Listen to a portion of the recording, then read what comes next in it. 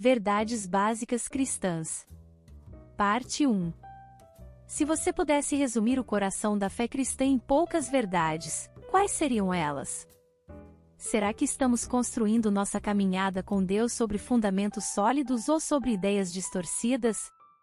Neste estudo, vamos mergulhar nas verdades essenciais do cristianismo, aquelas que transformam vidas, sustentam nossa fé e nos aproximam de Deus. Descubra o que realmente significa crer, viver e seguir a Cristo, em um estudo que pode mudar sua maneira de enxergar sua jornada espiritual. Você está pronto para fortalecer sua fé e entender os pilares do Evangelho? Então, venha comigo nesta busca pelas verdades que sustentam nossa vida cristã. Deus e a criação. O ser de Deus. Deus se revela na Bíblia como um ser maravilhoso e corporativo, por se constituir em três pessoas, Pai, Filho e Espírito Santo, de mesma natureza essencial de amor, por compartilhar plenamente a vida e todos os perfeitos atributos entre si. Esta vida compartilhada no ser de Deus é a vida eterna, não criada e sem princípio. Ezequiel 1 verso 16. O aspecto das rodas, e a obra delas, era como o brilho de crisólita, e as quatro tinham uma mesma semelhança, e era o seu aspecto, e a sua obra, como se estivera uma roda no meio de outra roda. Todos os atributos de Deus, relacionados na figura dos círculos ou rodas entrelaçadas, e na tabela a seguir, não podem ser separados do próprio ser, ou do caráter de Deus, e pertencem à essência do seu ser. Atributos do ser e da vida de Deus: Eu sou, Elohim, Yahweh. Não há nada, nem ninguém que seja como ele. Em Deus não há partes. A harmonia do ser de Deus não resulta do perfeito equilíbrio entre partes, mas da ausência de partes. Isaías 40 verso 18. A quem, pois, podeis assemelhar a Deus? Ou que figura podeis comparar a ele? Isaías 46 verso 5. A quem me assemelhareis? E com quem me igualareis e me comparareis, para que sejamos semelhantes?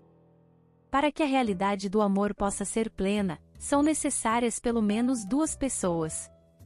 Se Deus fosse apenas uma pessoa, como algumas religiões ou seitas afirmam, a própria essência de amor ficaria prejudicada. A realidade do amor em Deus é, absolutamente, completa e perfeita, e é a essência da vida eterna compartilhada no ser e nos atributos de Deus. O amor do Pai, para com o Filho, é desfrutado e vivido na pessoa do Espírito Santo. O Filho é eternamente gerado pelo Pai, mas o Espírito procede do Pai e procede do Filho e é uma pessoa divina, na comunhão entre o Pai e o Filho.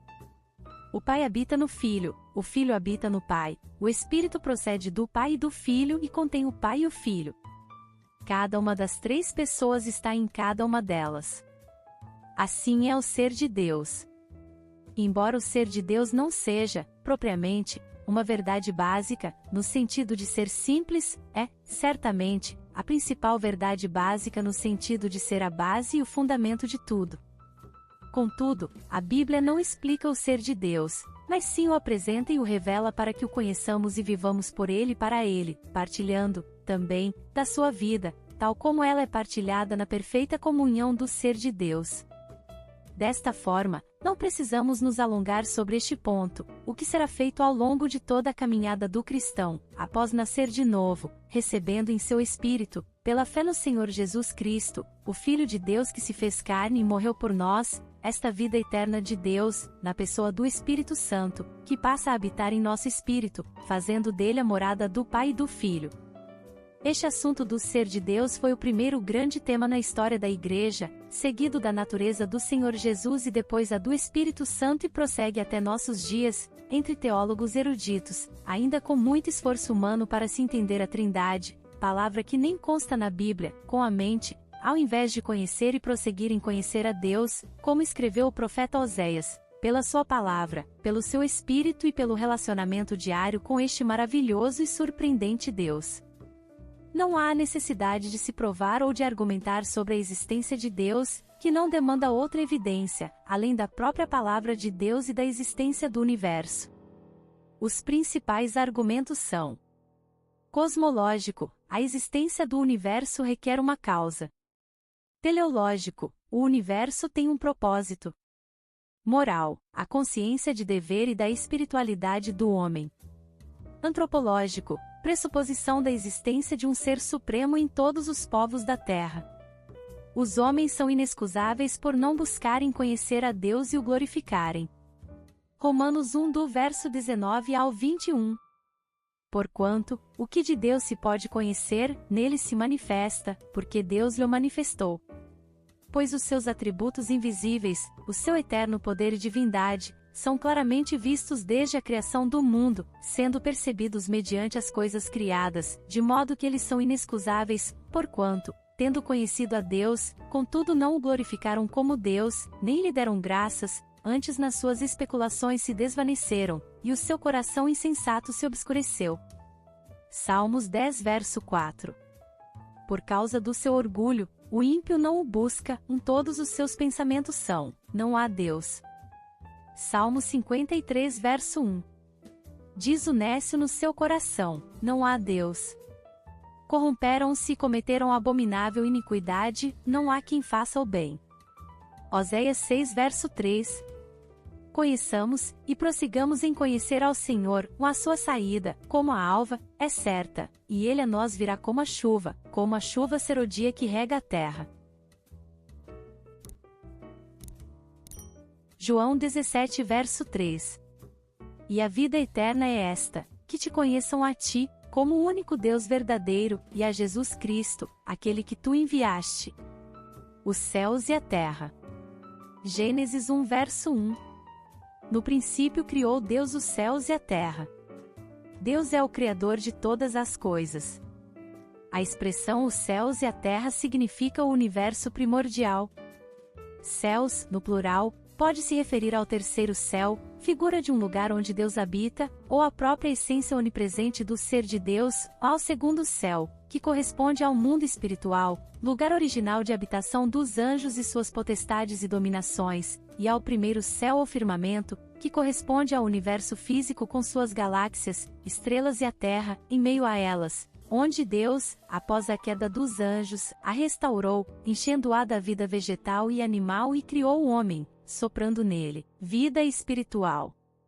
Os céus, pelo menos o segundo e o primeiro, na concepção acima apresentada, foram criados para os anjos e para a terra, e tudo que hoje é nela da natureza original, foi criada, ou pelo menos restaurada, para o homem, e o homem foi criado para Deus. Hebreus 2 versos 6 e 7. Mas em certo lugar testificou alguém dizendo, que é o homem, para que te lembres dele? Ou o filho do homem, para que o visites? Fizeste um pouco menor que os anjos, de glória e de honra o coroaste. Teorias evolucionistas afirmam, erroneamente, que o homem evoluiu dos animais no decurso de longo tempo. A Bíblia afirma, claramente, que o homem foi criado diretamente por Deus e que todos os animais foram criados segundo sua própria espécie. As teorias evolucionistas demandam bilhões de anos para que o processo evolutivo se viabilize. Mas, o homem, tal como o conhecemos hoje, pode não existir há mais de 6.000 anos, aqui na Terra, que é o tempo calculado, de forma aproximada, pelas gerações mencionadas na Bíblia, desde Adão. O primeiro verso da Bíblia se refere à criação primordial do universo e pode acomodar longos períodos de tempo, como previstos por várias teorias científicas, o que não é o caso da teoria da evolução, que não é científica e nem pode ser comprovada por qualquer método realmente científico ou empírico. A Bíblia não é um livro científico, nem o relato inicial do livro de Gênesis representa um relato detalhado da criação.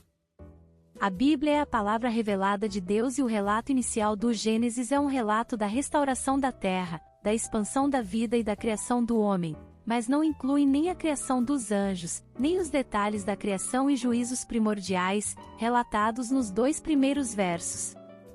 Os anjos e o homem. Os anjos foram criados antes dos homens e há várias menções a este fato ao longo da Bíblia. Jó 38 do verso 4 ao 7. Onde estavas tu, quando eu lançava os fundamentos da terra? Faze-mo saber, se tens entendimento. Quem lhe fixou as medidas, se é que o sabes? Ou quem a mediu com o cordel? Sobre que foram firmadas as suas bases, ou quem lhe assentou a pedra de esquina, quando juntas cantavam as estrelas da manhã, e todos os filhos de Deus bradavam de júbilo? Anjos, hoje, são espíritos ministradores, enviados para servir a favor dos que hão de herdar a salvação e representam, cada um, uma criação inteira, como a humanidade, e, ao contrário dos homens, não formam família ou se reproduzem. Existe, contudo, uma hierarquia entre eles. Colossenses 1 verso 16. Porque nele foram criadas todas as coisas nos céus e na terra, as visíveis e as invisíveis, sejam tronos, sejam dominações, sejam principados, sejam potestades, tudo foi criado por ele e para ele. Alguns diferenciam anjos e arcanjos, que recebem nome na Bíblia, como Miguel, o príncipe dos exércitos do Senhor, Gabriel, o anunciador da profecia e de boas novas, e Lúcifer, embora não receba este nome, que significa o portador de luz, mas que é mencionado como a pretensa estrela da manhã, filho da alva, a primeira e mais formosa das criaturas de Deus, que veio a ser, pelo início da rebelião no mundo espiritual, o diabo e Satanás, ou a antiga serpente e o grande dragão, com suas 7 cabeças. Representando todos os impérios e os reinos deste mundo, que caíram sob o seu poder, após a queda do homem. O homem, antes da queda, foi criado perfeito, santo e em um estado de inocência.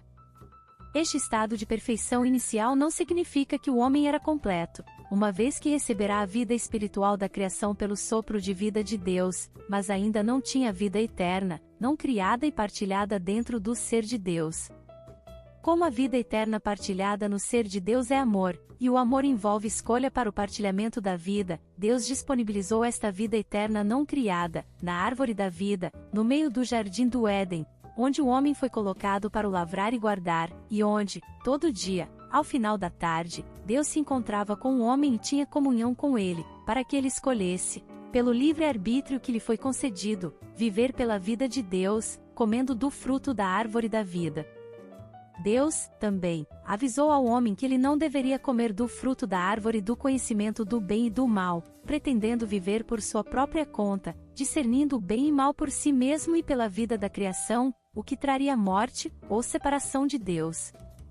Ao escolher sua própria vida, ao invés da vida eterna de Deus, o homem estava se separando de Deus, por não receber e partilhar a vida eterna do ser de Deus, passando a viver apenas pela vida da criação, até que o sopro desta vida se exaurisse pela morte, consequência da escolha de não partilhar a vida de Deus. A criação e a doutrina do homem serão consideradas em mais detalhe no capítulo sobre o homem. Obrigada por assistir até aqui, não percam os próximos vídeos. Graça e paz, irmãs e irmãos.